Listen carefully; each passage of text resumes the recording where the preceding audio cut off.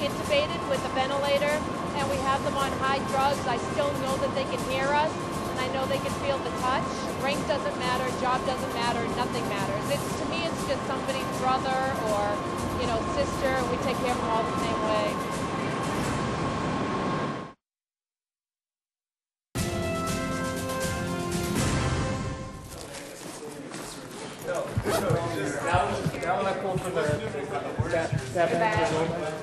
That's all we need in here, right? We should be alerted roughly around 09:15 local.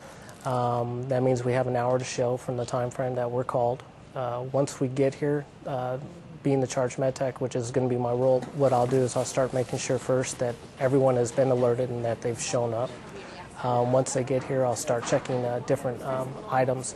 One of them is the ORM sheet, operational risk management sheet, making sure that everyone signed off on that. We'll check the FAs, which is the flight authorizations, make sure everyone's been signed off on that.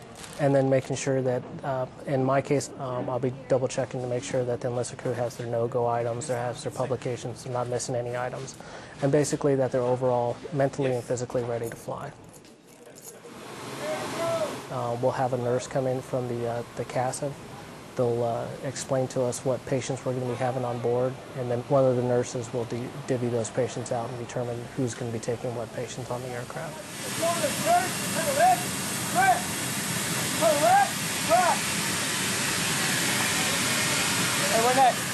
It's difficult. I find that people in my age, it's hard to see them in that situation. The best thing for me to do is to just try and stay focused on the job. Stick with my training, stick with my tasks of what I have to do for that mission to get that person ready to go. All right, guys, the floor first.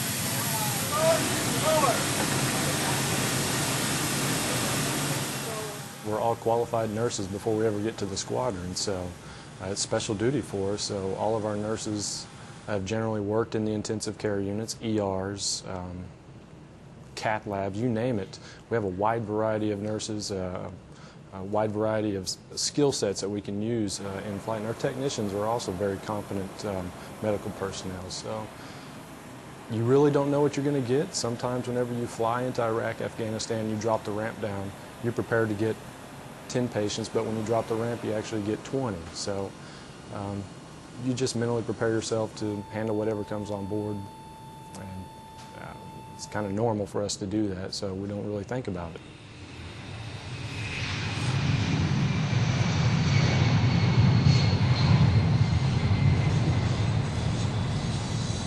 Basically a flying ICU. It consists of a critical care doc, and he's over there. I'm a critical care nurse and a respiratory therapist, and we transport all the critically ill patients from Ramstein back to Washington, D.C.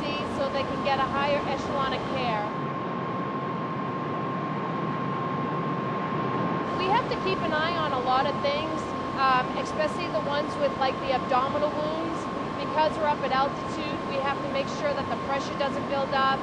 A lot of people with casts and stuff, we have to make sure that the pressure doesn't build up and cut off circulation. So being at altitude and in the back of a plane makes it a little more difficult because we don't have the x-ray, the CT scans, you know, all the wonderful stuff that you do at the hospital.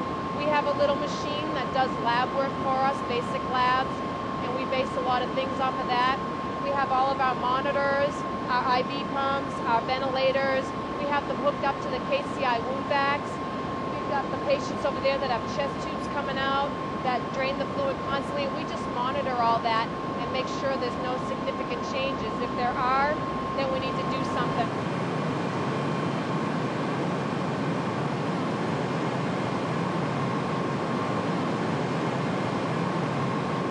Dangers for them, there is many dangers, of course.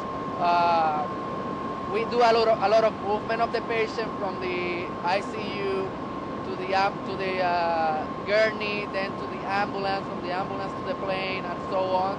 So with all that movement, you know, tubes like the endotracheal tube or IV lines or chest tube, they can get dislodged. And if that happens, that becomes an emergency right there. So we need to be very careful every time we transfer a patient. We need to make sure that all the lines are secure and that we don't commit any errors like that. Other than that, there is dangers with flight, as we go up, elevation, changing pressures and all that.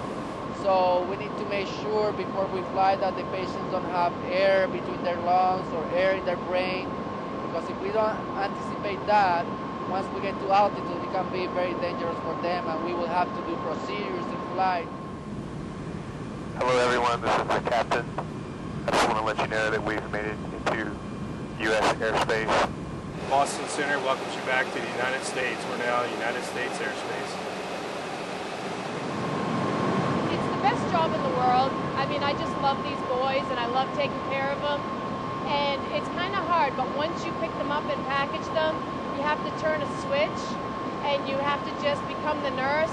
But once you drop them off and after the mission, depending on what their problems were, sometimes you break down, sometimes you don't. But I kind of treat them like if it was my brother, my uncle, my father. I mean, just the TLC. We do a lot of clinical stuff, but I know the touching and the fluffing, that goes a lot longer than, the clinical, technical stuff that we do. Rank doesn't matter, job doesn't matter, nothing matters. To me, it's just somebody's brother or, sister, and we take care of them all the same way. 1060 at 10, runway 1 left, clear to land. Runway 1 left, clear to land, reach. 50. Aircraft colors. It's very, very rewarding to bring these guys home. We've been doing it for about 5 years. I've been flying these airbags prior to that. Of course, they weren't anything like what we're doing now, but it's very rewarding. You're bringing the guys and girls home.